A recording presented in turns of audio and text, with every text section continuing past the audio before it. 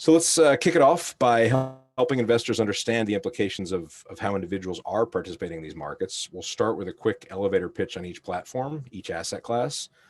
So for each panelist, what types of investments does your platform offer? And how does this appeal specifically to individual investors? Why don't we start with Brian? Sure. Great to be with you guys. This is one of my favorite topics. We started Ground Floor 8 years ago because my co-founder worked on the 2012 Jobs Act. We saw this kind of liberalization of private markets coming. We knew we wanted to participate in that.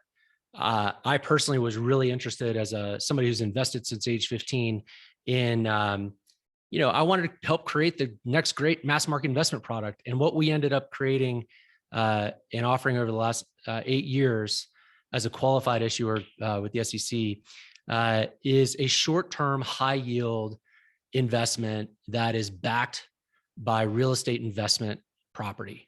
All of it is single-family housing. It's usually a fix and flip. Sometimes it's a new construction project, or sometimes it's a rental, like a bridge loan.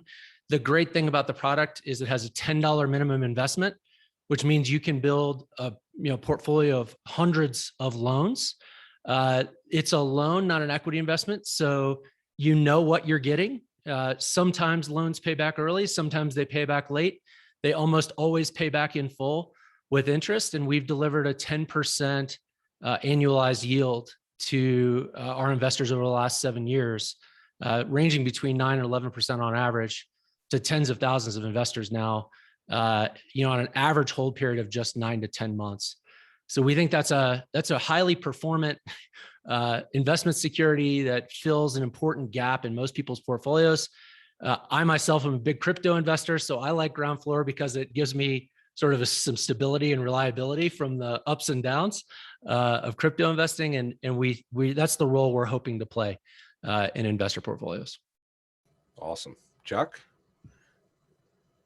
I'm a little envious of Mr. Daly there in the 9 to 11% in 9 to 10 months. It's awesome. So I'm head of retail at Republic, and that's the part I'll focus on. But real quickly, in addition to that, investment crowdfunding activity that everyone sees on republic.co, we do have a Republic private operation that's for ultra high net worth and family office accredited investors in typically Series D and beyond deals. And we also have a blockchain advisory and consulting practice. But in my retail world, we are bringing to the crowd opportunities across tech, crypto, games, real estate, small and medium-sized business, with the ultimate goal of, and many more, but with the ultimate goal of having at investors' fingertips the ability to invest in early, middle, late stage companies across equity, debt, revenue share, and crypto in multiple verticals.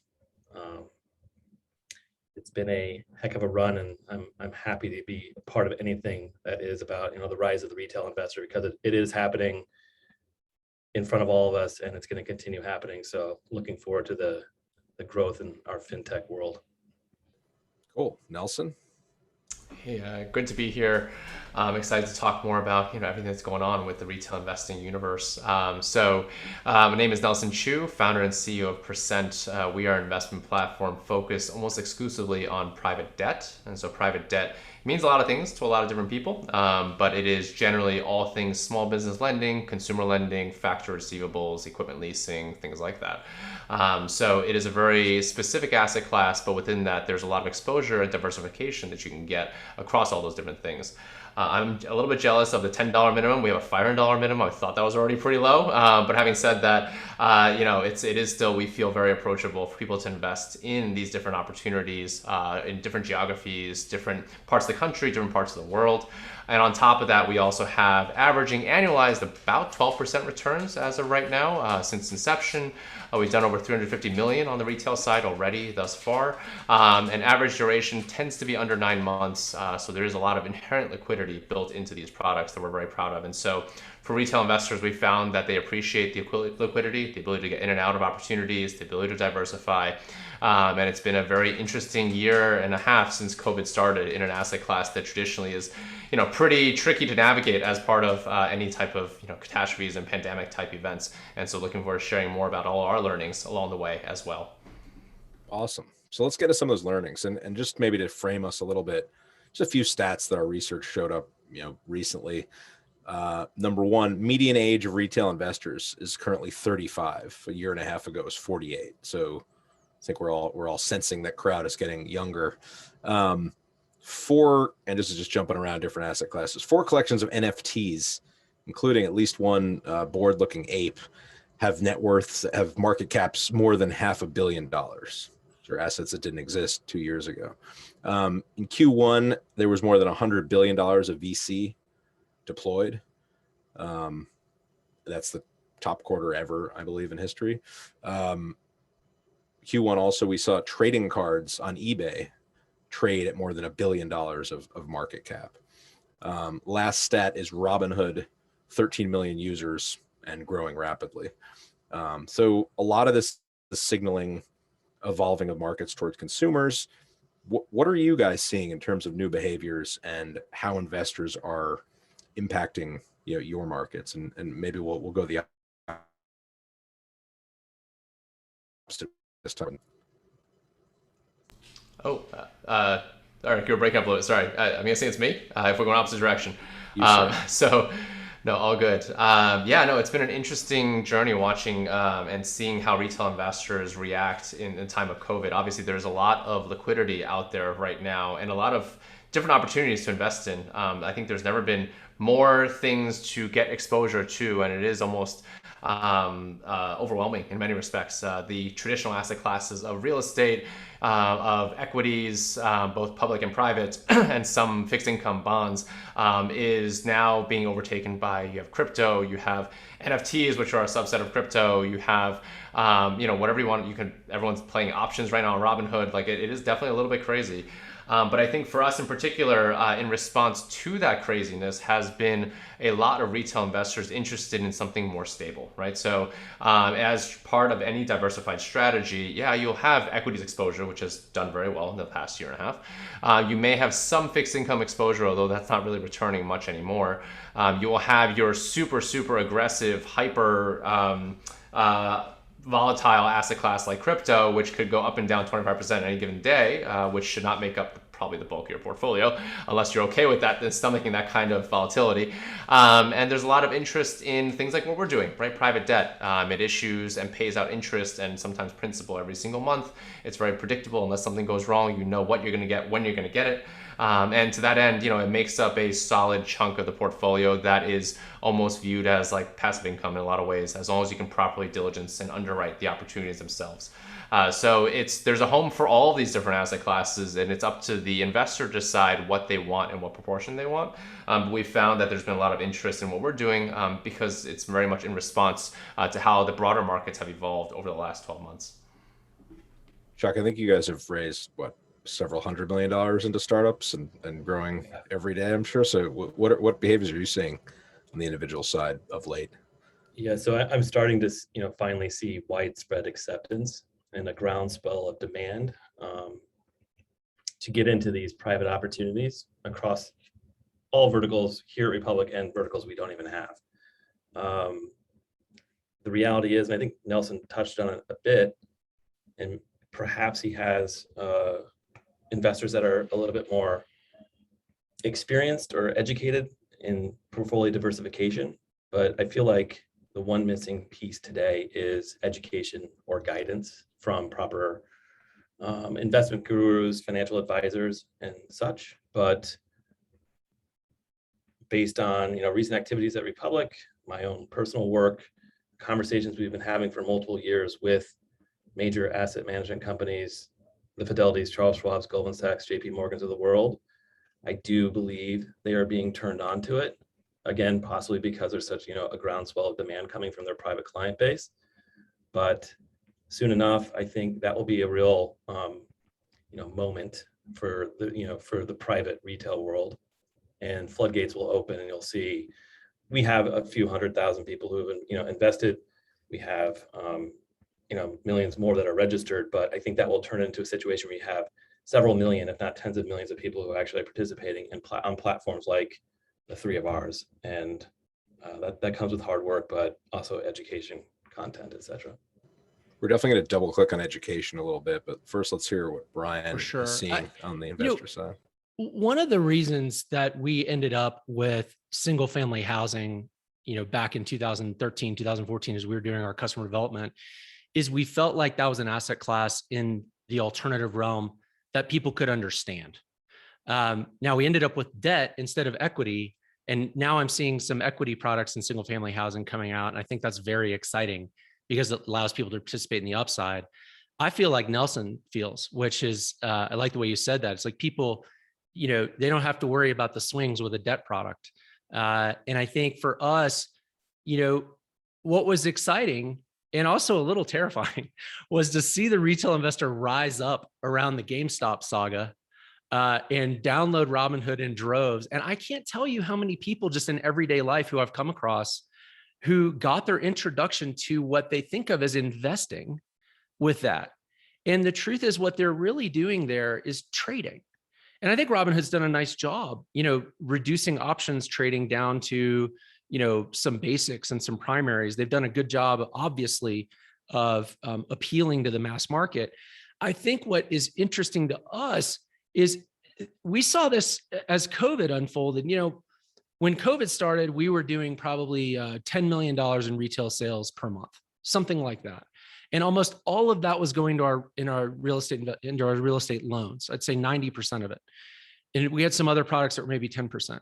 When COVID arrived, we saw a jump in interest and we saw a lot of people migrate to these short-term notes that we're offering. We offer a 1-month note and a 3-month note and a 1-year note that's backed by a pool of real estate loans. And very quickly, our volume jumped from 10 million a month to 20 million a month. And almost all of the new growth was in these short-term notes. So I think what Nelson is talking about is sort of the retail, and then the GameStop saga happened 6 months later, or 8 months later. And I think what's happening, what we're seeing unfold is the retail investors look, we've seen it in politics and philanthropy, right? I mean, people feel like their voice matters and they can vote with their dollars and they can make a difference in the world, rightly or wrongly. And I don't care if you believe people are smart enough to make these decisions themselves or not, because the fact is they are. And what we need to give them are good products, right? And I'm not here to opine on what a good product is or isn't, but I think we need to provide a diversity of products to people. I'm happy to see that's happening across asset classes, across debt and equity. I even think it's cool that there's some options trading out there for people. I mean, if you're going to be sports betting, you may as well be doing some option trading, right? I mean, what's the difference? So I feel like it's exciting. I love what you guys are doing. Very proud of what Ground Floor is doing. I think the trend toward alternatives, the trend toward mixing it up in investing is not all just about putting your money on Charles Schwab and putting it in an index fund. I think people are waking up to the fact that they have more agency than that. And I think that's good for building wealth in America, for the mass market. And I mean, that's why we started the company. We want to be a part of that, right? And we are, right? We're out there. I think we're proud to have done almost 600 million in retail sales now, and we're doing about 30 million a month and growing fast. So, it's a cool time to be in this space. Really, really cool. So there's a lot of the talk in our space is about the rise of retail, right? So the individual investors are standing up. Do their needs and behaviors differ from institutions? Is this a zero-sum game where it's like the people against the big evil, institutions, or is that a misnomer? And are we really talking about a world where there can be wins on both sides? And since all of you have worked on both sides of that aisle, maybe we start with Chuck. Share us. Yeah, I was going to say, kind of chomping at the bit to talk about this one. So I feel like they're more related than they know or acknowledge. Personally, I've noticed this since day one at Republic. The retail investor is magnitudes more sophisticated than they're ever given credit for. And that's the relationship that I was saying is, unknown to both institutional and retail investors. There is, just because you're an institutional investor or you're part of some major program, a fund or whatever, doesn't mean you're sophisticated. But the overwhelming majority of the retail investors actually are, and they're either consciously or subconsciously looking for a return on investment. And I think where at least my world, had some, mountains to climb was early on. People thought this would be like a Kickstarter, an Indiegogo. And I think it's a completely different mentality. It's a totally different beast. Individuals are taking, I don't know the data on that side of the world, but I assume they're taking less time to make a decision to put money into a product or a offer that would eventually send them a product in return. Whereas this one, they're actually thinking about, even if it's $50, what's the likelihood of that money being returned to me, and how much of that will be returned to me, and how long will it take? So either consciously or subconsciously. And the one way I like to tie it together, and I've probably been recorded saying this like 100 times, is if you have a 401k plan and it gets, every 2 weeks your check goes a few $100 into 10 mutual funds, the one that gets the least allocation probably ends up with 20 or $50 sent to it. You as an employee, as an investor, a retirement investor, want a return on investment of that $50. The same thing is happening when people are making a $50 individual investment in a private company on Republic. And I think that's super important for the industry and the founders to recognize and acknowledge. And I believe as that happens quicker, you're going to see a lot more adoption and product market fit across what we do. Cool. Brian, what's your take on institutions versus individuals? We really resisted the temptation to take institutional capital for lending in the early days. And eventually we got to the stage where we felt like having some institutional capital would help us. And I will say, two things helped the development of our company, probably the most over the years. One was qualifying our offering with the SEC, because going through that, and I know we're going to talk about regulation later, helped make us better at what we do on behalf of the investor. The same thing is true when we started trading with Blackstone. Right before COVID, we executed, with your 6 months of diligence with them. We always felt like we were doing institutional grade lending and then distributing that to the masses.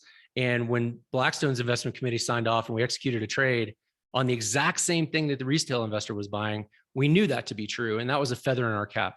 Now I'll say this, he who holds the gold makes the rules. That's just true in finance. That's true in the world. And the institutional guys hold the gold. The individual actors hold the gold. And because that's true, they have supplier power over capital supply, over people who are taking capital. They have supplier power over them, and they flex that supplier capital. And you didn't see that in any more stark way than when COVID arrived, because our trading partners, all of them, Blackstone and the other two that we were working with, we did maybe 20% of our volume to institutions in 2019. They all pulled back from the market, all of them. It absolutely froze up the capital markets, froze them solid. Originators went out of business. Entrepreneurs couldn't get capital, right? It was chaos. And when they came back into the market, they bought debt at an extreme discount because of these people they put in distress. They flexed their muscle with terrible terms. And I personally don't think that kind of ebb and flow and that kind of power dynamic is healthy in a capital market. And we saw it writ in very stark detail during COVID. So meanwhile, on our platform, as I mentioned, we doubled. Retail investors came out in droves. They didn't stop. They had more time, so they started investing more.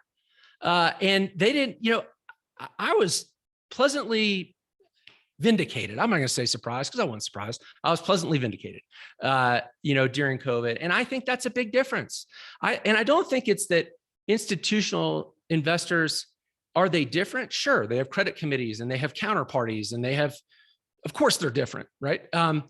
But I think what's really important about them for the health of our markets is the power that they wage in times of duress and how they use that power. And I think one reason I love, Chuck, you may know, we've crowdfunded the equity of our company, $30 million raised, 23 million of it from the crowd. we're 30% customer owned. That's true for founders too, right? That, it can be healthier for the development of a company to raise capital the way that you guys enable us to raise capital. And I think that's the important thing to pay attention to, that people aren't necessarily noticing, is that retail as a counterweight to institutions creates healthier capital markets, in my opinion. And I think last year was a good example of that. Cool. Nelson, thoughts here? Yeah, it's interesting. I'm going to echo what Brian said, and I absolutely agree. I think there's, on the public equity side, quite a bit of disdain for institutional investors coming from retail investors, as you could tell with GameStop and all these other meme stocks, which is fine. But in a lot of ways, you almost want some of that public market efficiency to be brought into the private markets, because that actually makes for a very interesting dynamic. And we saw that play out during COVID as well. So during COVID, private debt, especially lending to small businesses, incredibly dicey during that time frame. And you did see the same thing on the debt markets, like the market kind of froze up, right? A lot of these institutional investors called capital, prevented people from lending. And it was just a very, very tricky situation for a lot of these larger lenders who had capital from these well-known institutions. And in our on our platform, we saw it too, right? Like retail, because of the volatility of the markets, they pulled money out like crazy. And so we had a decision to make, right? We could either, obviously we're gonna let every dollar that wants to go out, but that puts also a strain on the lenders who we feel are properly performing and they've done everything like they have supposed to. And so what could we do to be able to actually continue to run deals in this time frame and get them the capital they need to continue to survive and even thrive throughout the pandemic? And so we took a cue from the public markets and brought Dutch auctions over to the private markets and the private debt space. And what a Dutch auction means is that it's pretty much like, let's figure out what the market clearing price is going to be, right? So things that were 12% before are now 17%, but at 17%, is retail interested? I think that, starts to get interesting. If my public market equities are crashing, then 17% sounds pretty good. Maybe I'll keep it in here. And we're really proud of the fact that by doing that, and we helped these originators close these deals even during like peak COVID times, because retail came back. That proved sort of the power of what retail can do if you give them the right tools to be able to do it. And so, it's a double-edged sword, because the moment they saw that this was performing really well, the market clearing price comes down. And so 17 became 16, became 15, became now back to 12 again, a year and a half later. And so that is the beauty of an efficient market here that we're driving. But it's these public market efficiencies that institutions have started and brought it back, bringing it down to the private markets is very, very interesting. I think it does work out well for everybody. So not a zero-sum game, to answer your question, Eric, by any means. And there's a lot of things that each side can learn from one another from our perspective. Awesome.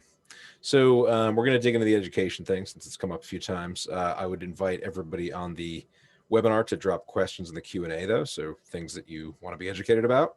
Love to hear them. So everyone's puts a premium on investor education. So if you could wave a magic wand each and have one wish that tomorrow morning every individual investor is going to wake up with an understanding of one concept or belief or lesson, what would that be? What do you want the investors to educate themselves on? Let's start with Brian again. I think we can all agree about this in a lot of different ways. I feel like what I would hope is that investors would learn about the importance of diversification and what diversification means. Our objective as a platform is not to never lose money on a loan. I actually think platforms that, or originators who brag that they're not losing money on any of their loans are doing it wrong, because that just tells me they're not out there on the risk horizon far enough. And they're probably not bringing in enough money in aggregate. Of course, we look at our loss ratio, and our loss ratio is about 40 bips, 0.4%. We're comfortable with that because on net, we deliver 10%, which means you think you might be getting 10.4 gross, but you end up with 10. That's a great trade. That's better than on some of the competing platforms that are in our space who, maybe they lose less, but they also make less. They return 7%, on average. I'd rather have 10% losing 0.4% than, 6% all day long, right? In the same asset class. So the way you get there is the same way that the hedge funds get there, and the same way that, the large diversified asset managers get there. You get there by diversifying. And you do that within an asset class, and you do it between asset classes. And I think that's the thing. I think investors on our platform, we've been trying to build features to help people just do that automatically. It's sort of almost, that's the path of least resistance, is to diversify, because human nature is sort of like, well, let me pick the best house to lend on. I had this conversation with my mom, 74 years old. She's like, well, I like this house the best, and I think it's the best, so I'm going to put all of my money there. I said, Mom, please don't do that. Like, don't do that. Go invest in 100 houses, but that's a counterintuitive, concept for people, because people do think they're choosing, they think they're shopping. And I think on these alternatives, it's important, but within your portfolio, within alternatives, and within each alternative that you do, to diversify. So maybe just double clicking on that, since this is what we're here to equip our listeners with. So I'm investing on ground floor. I'm putting in, $500 every month, building my portfolio. How do I know when I'm diversified? How do I measure? Is it 20 houses? Is it 100? Is it some percentage?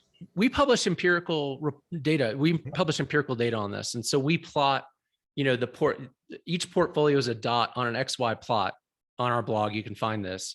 And so we study it empirically. And what we find is, if you plot each portfolio on a matrix, that's, the number of investments on the Y-axis, and the number of investments on the X-axis, and the returns on the Y-axis, you get a convergence that starts to form at about 40 loans. So in our asset class, it's about 40 loans. And if you're in 40 loans, but it's even tighter if you're in 100, it becomes very predictable, if past results are any guide, right? And that's true even though investors can decide to put $100 in this house and $10 in this house, or $1,000 in another one. They get to choose, right? But that the data shows exactly what you learn in finance class, which is like, the more observations you get, the more predictable the outcome is. And I think certainly, Nelson, that's what you were, preaching, and that people want. I agree. And so I hope we do it just by showing people, here's what other people are doing. Here's what the data says. And if that's what you want, here's how you do it. And we just need to make it efficient for people to do it, right? It's not, if I'm making a $10 investment, I probably shouldn't be spending an hour studying that investment. I should probably have some shortcuts that allow me to make the right choices. So I think that's the work. Have you thought about a product? Have you thought of doing it at the product level? So my $500 actually gets divided into 40 pieces. So you're diversifying for me. Yeah, we have tools that let you do that. But of course, we don't want to become a fund. I actually think funds are outmoded. I think people aren't going to be as interested in funds, just like over the long term, because I think people want to exercise their agency. I have some in my portfolio, but I find I enjoy investing more directly. And so we want to give people the power, and the agency to do. We're going to rob them of that. But yeah, so the tools have to make it easy, though. If agency comes at the cost of a lot of time and brain damage, people won't exercise it, right? Yep. Thanks for getting the weeds there, and the data is huge to be providing to people. So we'll go check that later on. Nelson, over to you. Magic wand is in your hands. What does the investor wake up tomorrow understanding that they don't right now? I think it's really taking the time to understand what they're investing in is pretty important. I think there's the big takeaway is that don't let a shiny, fancy user experience deter you, or make it so that you just kind of let things slide, right? Like, diligence is key, and you really need to understand what you're investing in. There is so much optionality now, more than ever, and not everything is good. Just because it got VC funding, just because it looks good, feels good, doesn't necessarily make it a good investment. And so being able to actually dig into the details and understand why and what you're actually investing in is critically important. And I think with the rise of all these like fintech infrastructure companies to be able to provide the reporting, like what Brian was talking about, and we have that on our side as well with our surveillance reports. It's never been easier for a company to actually provide this level of transparency that you're looking for, to understand what you're investing in. And so just be wary, I think, of the ones that don't do that. It's like why that is the case, because it really should be possible these days for specific asset classes like real estate, like private debt, things like that. Chuck, I know for private companies, it's a little more difficult just because of the nature of how they report and how often they report. So it is a different asset class. But for specific ones, like I mentioned, it's the bar, I think, that they have to clear at this point. Otherwise, you really shouldn't trust them with it. And so take the time to understand it before investing. And then once you do, you can double down. That's totally fine, because you actually took in the effort to actually try and figure out whether it's worth it for your portfolio or not. So we pushed Brian a little bit on the diversification. So let's push on the diligence here with Nelson. So all right, I'm on percent. I got my $500 out. How much? I mean, what am I looking for? How much time am I spending? How do I know if I've checked all the boxes on diligence? And is there a process or a guide or a book you recommend to make me better at doing that? Yeah, absolutely. So we try and provide some educational content on our website through our insights page, which is always helpful, and that covers both function as well as sort of how we diligence, functionality rather, or how we diligence. But on top of that, for every issuer that we have on the platform right now, an originator, there's historical reporting that we've made pretty much every day, every week, and created for that issue of that originator, right? And so just because the deal may not be live right now, you can still do all the research you want on specific asset classes, specific geographies, specific things that you personally have a thesis around. So for example, we had during COVID, e-commerce originators and mobile app originators, right? And so if you think that that is going to do well during COVID, then by all means dig into that as well, right? Versus if you're not comfortable with small business lending at that point in time because of whatever thesis you may have around the macro risk, then just don't look at that. So we provide as much as we possibly can in terms of disclosures as well as data that we can see into how these companies are doing. And then you can use that to your advantage to understand sort of, is it in line with my own thesis around where the markets are headed? Do I like how this company has performed over the last few, call it 6 months, 12 months or longer? And all of that should drive the ultimate decision making around whether you want to invest in that or not, or if it's a pass. So it's, we try and provide as much as we can at investors' disposal to really figure out whether it's the right fit for them or not. Awesome. All right, Chuck. Republic gets the magic wand. What are people going to wake up tomorrow understanding? It's going to be a very magic wand. Tomorrow morning, I would love to see a Bloomberg for private investments. I think Nelson, Brian, and I are all sitting on mountains and mountains of content that can be used for education purposes, both during campaigns and post-campaign. And there's so many different angles that come with it. There are attempts out there. There are the crunch bases of the world and whatnot, but I think to that level of news, reporting, content, and information, it would be extremely beneficial to the industry at large. I'm going to throw out one more because I do think it's pretty important. Each of us have portfolio management tools. We try to educate investors about diversifying their portfolio. We're not doing it in a holistic way, which I think is a disservice. I don't know if it's a Vincent or someone else who can bring all these things together so investors have an easier time understanding their private portfolio. We've made great portfolio tools, but myself personally, and I'm not like crazy overly sophisticated, I think they're great, but I look at them like, well, shit, I don't know what's going on with my, my percent account or my my other investment crowdfunding activities. So it'd be nice in a magic wand situation to create a holistic type tool product for investors. Let me write that idea down for our product team. So just triple clicking on this, we have a question from the audience that I think ties in here. How do retail investors invest in alternative assets in an informed manner when there's less publicly available information than for public equities and bonds? And you see this come up, I mean, certainly in the venture space, I suspect across everywhere, but the reality is maybe your startup doesn't want everybody on the planet to see last year's financials or to know what weird, cap table deal you have, or to think about, to just be able to like broadly disseminate your deck and take ideas off it. I mean, I notice on Ground Floor, you do give addresses so I can like pull up to the house and see if the windows are actually, I don't know if people actually do that. It's uncommon. Most real estate platforms don't give you the address. I agree. That's why I mentioned it. And there's different levels of, you don't always want to, for obvious reasons, not every business wants its details out there for thousands of people. Now, if one person's writing $10 million check, they're probably going to look at that level of diligence. As you commented earlier, on a $10 check, maybe I should or shouldn't get it. So is that tension, where does that tension like trade out in a world where individuals are driving a lot of the innovation and activity on platforms? And I would say any of you that would like to take that on, go ahead and jump in. I'm curious, Chuck, do you agree that the offerings on Republic don't have the same level of public disclosure? Because like, I don't agree with that. The premise of the question, you know, I mean, the reality is too much. as an issuer who's done, you know, crowdfunded equity raises for 3 or 4 years, I got to say, like, there's a lot of information in our offering circular, you know, and in our deck, you know, Yeah. I mean, not every issuer does it, right, Chuck? Probably, but like we shared our unit economics, you know, we We shared. went through a Reg A plus, so every stone was, you know, turned over. And yeah, I mean, read our offering yeah. circular. I mean, my goodness, it's I don't know what else you would want to know. This is more like about the education gap.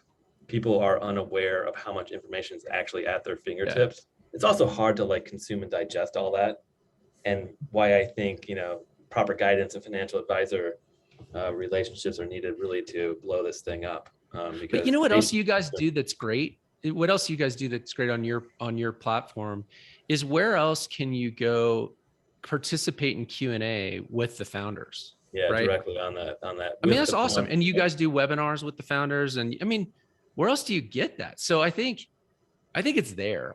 Honestly, I think there probably are areas where there is less. Like I've always been concerned that the Reg D marketplace, you know, with 506C and 506B offerings that are just for accredited investors, I've always been concerned that, you know, there's nothing out there, you know, in terms of disclosure about those companies or about those products. Yeah. That's one reason we went the regulatory route that we did with Reg A. We wanted to be forced to regiment and disclose, you know, in a consumable way. But I think there is an ocean of private offerings out there that don't subject themselves to the same level of rigor and scrutiny that you guys and we have by going the regulatory route. Yeah, for sure. And I think, you know, Eric mentioned there's companies that are still afraid to provide. They don't want people to know who's on their cap table or what their financials look like in the most recent period. That's starting to break down. That was a hardcore thing and a huge hurdle for us to get over 4 years ago, 3 years ago, et cetera. But today there's a lot more acceptance of that across the entire founder industry, where they're like, you know what, that's not my bread and butter. It's not my secret sauce. If my competitor wants to read into it, good luck. It's all about execution. And I think, you know, founders are wise to that. So I'll tell you, when we published our offering circular in 2015, where were qualified, I was terrified that, you know, Realty Mogul or, you know, somebody else would come copy paste, you know, our offering circular, and then I'd have like 5 competitors doing exactly what we do. What I realized is that they'd have to copy paste the whole company, you know, how we originate, you know, how we take in funds, you know, and you're not going to copy paste the company. And I learned from building embedded software for mobile phones back in 2001, 2002 at OpenWave Systems. I learned, you know, you always fear that the guy that's building for the higher powered system is going to come down market and attack you. But if you're below him, never going to happen. Their product roadmap's probably longer than yours. That's for sure. Yeah. So you brought up regulation. So let's double click there.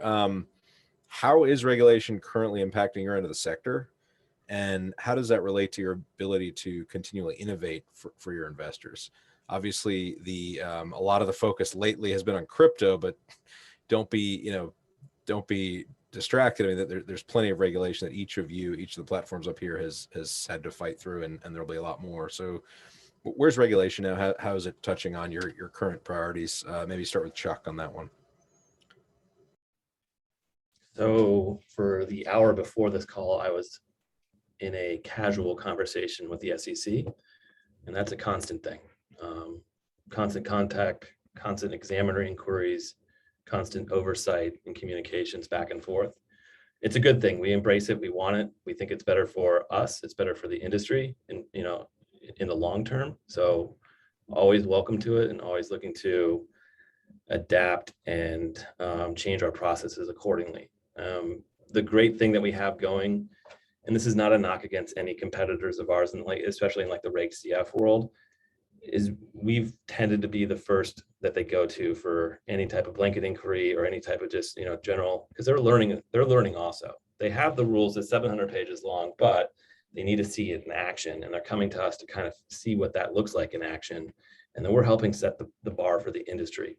And then we continue down this path of doing that over and over and over again for everything that's involved in those rules. So that's been unique and very good, I think, for us, even for our competitors at the end of the day, and the industry at large.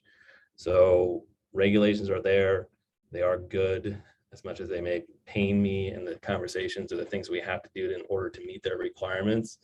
But a lot of it comes down to just product changes, and then it's, before you know it, it's basically, in the back of your mind, people aren't thinking about it. It's just part of the normal like activity and flow of making an investment or filing a campaign or making the campaign live. There's thousands of those things that have happened, and yeah, they'll continue. So what percent we're of that good with energy? compliance, we want more, to be honest. What percent of that energy, Chuck, is checking boxes, filings of things you already know how to do versus finding ways to build new things that there isn't necessarily a path for? I mean, I think we have a good open door policy with regulators, and we proactively will, if we come up with a new innovative financial or legal product or something that's going to potentially push the boundaries of a rule that we know, we'll proactively reach out and have a conversation to describe what we have in store, full well knowing that in 6 months after it launches, there is going to be an inquiry where we have to provide every piece of data ever that happened with it. And that turns into more or less another, positive conversation with the ultimate end result of no action, which is, what we've experienced at least since day one. But we'll continue to do it that way. And that comes too with, expansion, or if we're going to acquire a company that's in a different vertical, or we're going to go international. It's about just being transparent and having dialogue with regulators. And that just makes, life easier. We're going to run into something that's not right or we can't do. But to date, there's been, it's been good collaboration. Excellent. Nelson, what about you? I'm the token Reg D issuer here, and so it's it's fine. I think Reg D has been around for a while. It's pretty tried and true. It does offer a lot of flexibility, which is great in a lot of ways. But at the same time, the onus is on us to be able to do right by our investors. And so we've been kind of taking it upon ourselves and taking the own initiative to really do things that we feel are in the best interest of investors from a structuring standpoint, from a transparency standpoint, disclosure standpoint, things like that. So part of, earlier question around investor education, like you should look for the platforms that at least try and do that. And I'd like to think that we are in good standing there. But there's a lot of, I think, optionality that gets afforded by working with the regulators and adhering to the guidelines. Because, for example, if you have an investment advisor registration, then you can do more things, right? And so having things like that will open up other opportunities to create new products and all of that good stuff. And we've explored all those different paths. So we have not at once found regulation to be a detriment. I think it's always been a net positive. And they're also looking at doing things that will help the industry as a whole. Accredited investor definition is expanding. It's been a long time coming, but at least they are moving on it. So those are all net positives across the board. So we're a huge fan of I guess it's kind of weird to be a huge fan of regulation, but we are, I think, in general, in favor of regulation, much like what Chuck has mentioned. And we think it's a net benefit for the industry as a whole. Cool. Brian? Yeah, I think Chuck got it right. I mean, and I like what you just said there too, Nelson. I will say I can point to several instances in our early days when we were trying to carve a path to do this. We started out actually in the state of Georgia. There were only 2 states that had exemptions. One was Georgia, one was Kansas. We moved our company from the Triangle region of North Carolina to Atlanta to build it because that was the state that, where we could do a non-accredited general solicitation offering, and innovate and basically have few guidelines. It's almost like a Reg D offering, a lot of these intrastate offerings. And that allowed us, exactly what you said, Chuck, is it allowed us to show the SEC, the examination team, what we were actually doing and what it actually looked like in the wild. And this is back in 2013, 2014. And we had to do a lot of work with that, with the folks at the SEC to sort of decide what an acceptable disclosure would be. And I don't pretend as a founder to know the answer to that question, right? That's a question of first impression on a lot of these assets. So I think it made us better.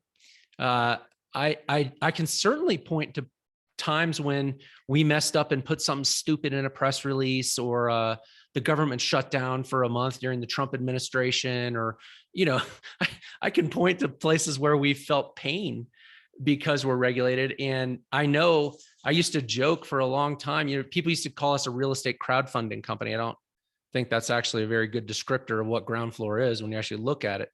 We look at what crowdfunding is. But, I used to joke that we were the smallest, slowest growing platform in that industry because, we were doing the regulatory work to address the mass market.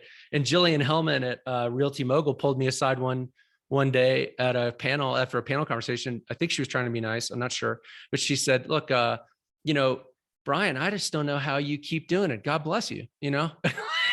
I don't know how you keep doing it. I don't know how you keep going, because they were like off to the races, going crazy with, awesome growth on their Reg D offerings. And we were like slaving away, trying to get through the SEC qualification process.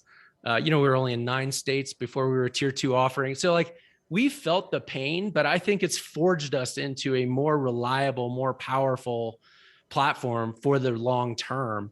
I don't know whether Jillian was being mean to me or not, but I got her drift. There's like, it seemed Sure. a little crazy. Nice to keep at it. Maybe just a little more depth on regulation coming from the crowd here. Funny business like meme stocks are dropping the bucket for deeper public markets. Should there be a stricter regulation for crowdfunding to prevent things like GameStop from happening in the crowdfunding space, where the money has less depth and impacts retail investors more? Anybody want to? Chuck would probably be the most well-positioned, but anybody want to respond to that? I think there are some parameters that wouldn't allow something like that to happen. Stagnant valuation, limited secondary trading.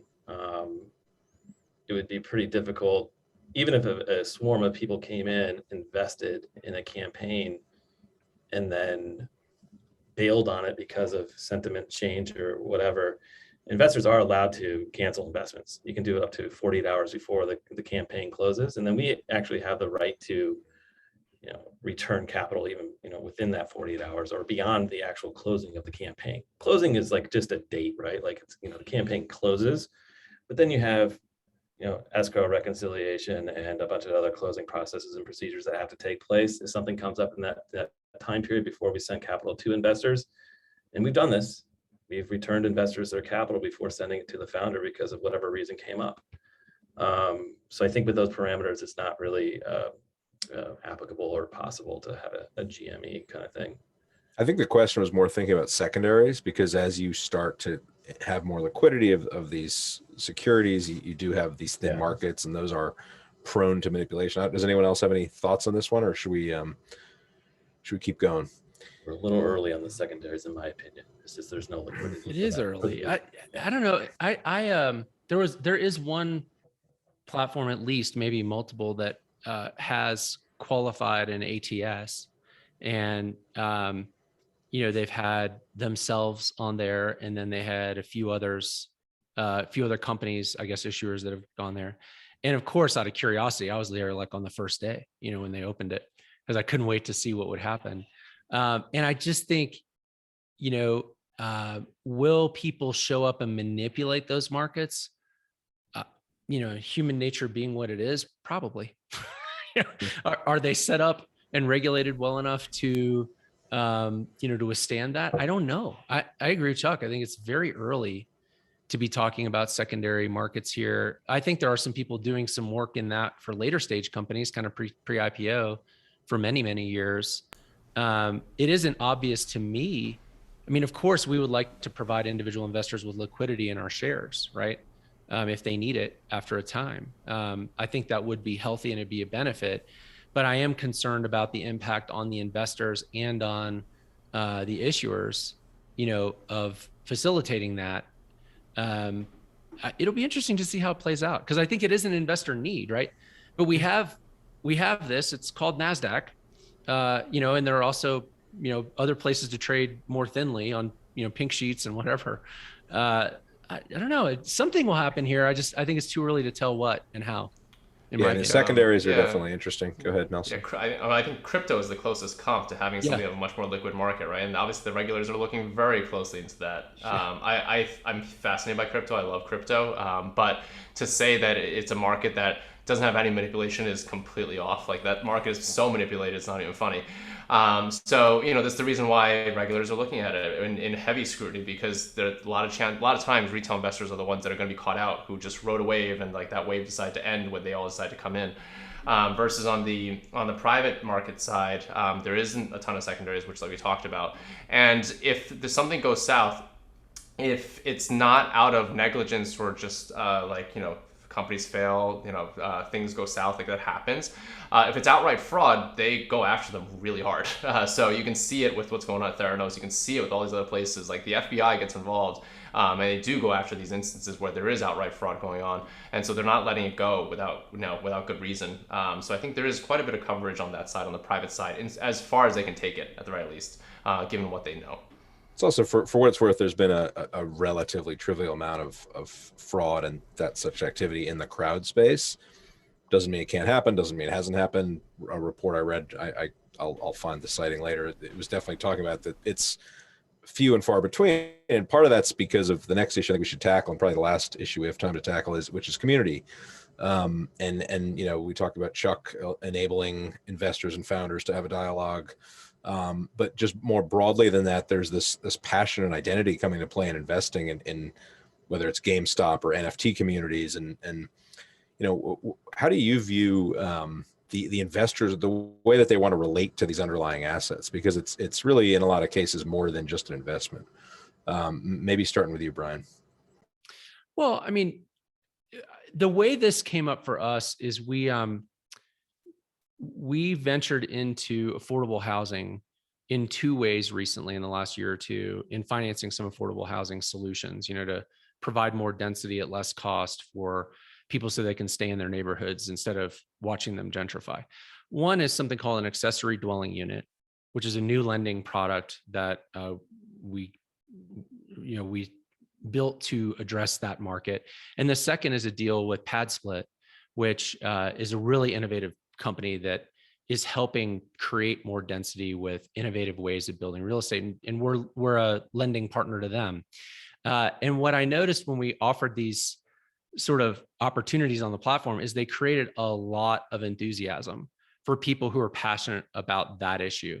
And one of the things I like about the idea that all three of us are building platforms here is when you build a platform, you don't really know exactly how people are going to use it or what they're going to use it for. And you can accommodate a lot of different uses.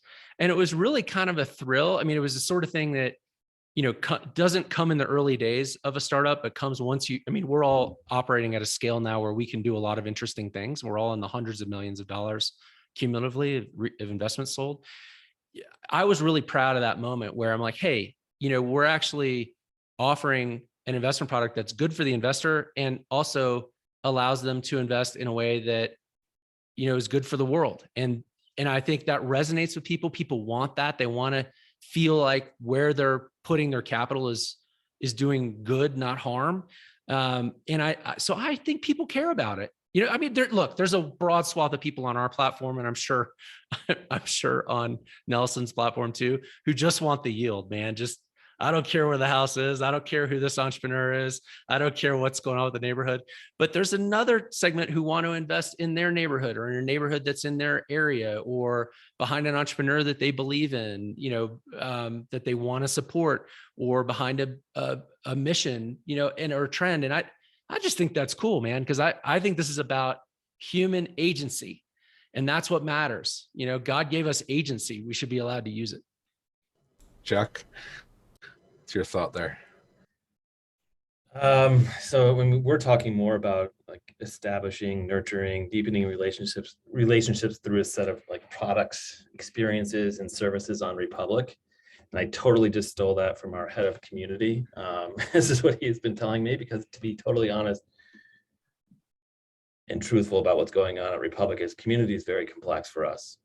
We have so many different opportunities and angles to take with it, or to take forward, that we are really at the ground sorry, we're at the ground floor of doing it. And sorry about that, Brian, but no problem.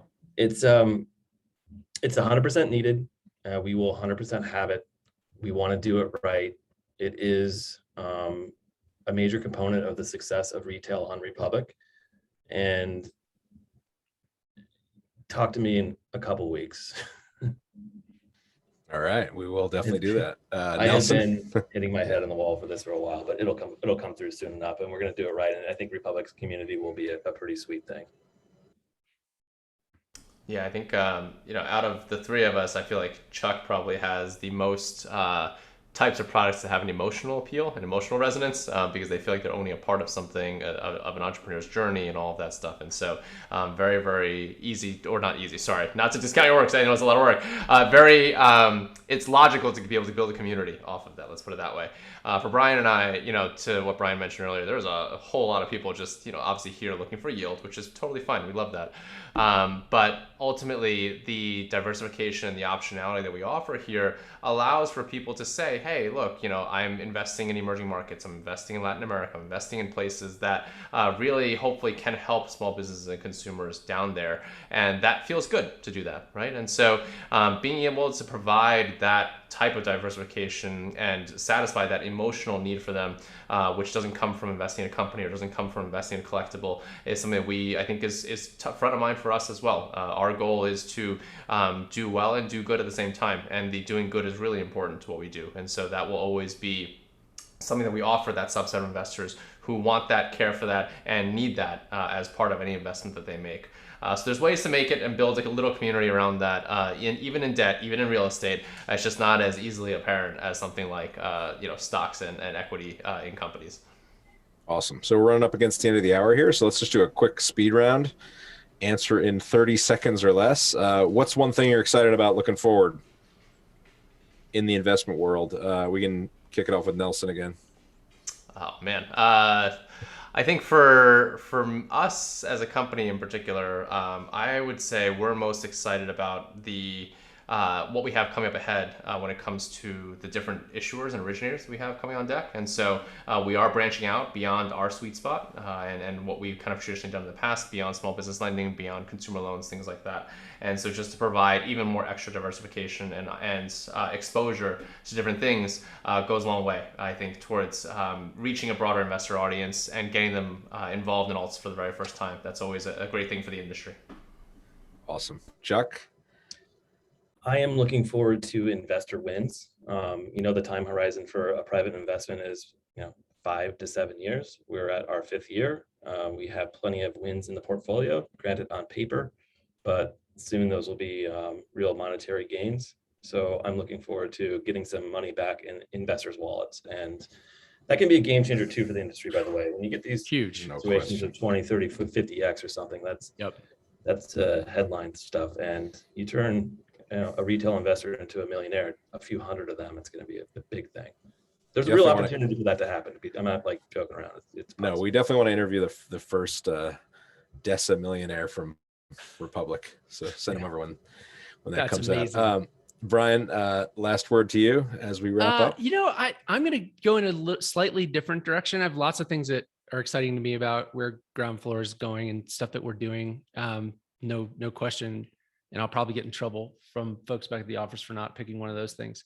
But honestly, one of the things I think that is exciting here that it may take a while to take shape is the tokenization of investments. I think that is a trend that is going to be disruptive in all the best ways. I think there are, I'm like Nelson. I'm a crypto enthusiast. I believe that the tokenization of assets isn't going to be limited to JPEGs. I think we're going to see it. I think we're going to see it in many far-reaching and unexpected ways. I think it's going to be disruptive, and it's going to be an order of magnitude shift to democratizing and opening up these asset classes and asset ownership and what asset ownership is and how it works and who gets it. And I think that's, to me as an entrepreneur, I just hope I'm in the game long enough to see that happen at a really broad way. I mean, I'm willing to think in terms of 10, 20, 30 years, but I hope it happens faster. Well, certainly things are happening fast in our space. I mean, if we were having this conversation 18 months ago, I think it'd be a whole different ball game for all of us. So we're up at the end of the hour. Thanks for everybody for your attention, your time. A couple questions came in, so we'll try to get those answered just via email. We'll send out the recording, and we just dropped the links to Vincent, Percent, Ground Floor, and Republic in the chat. Stay tuned for what comes next. You heard it first here. Thanks, everybody.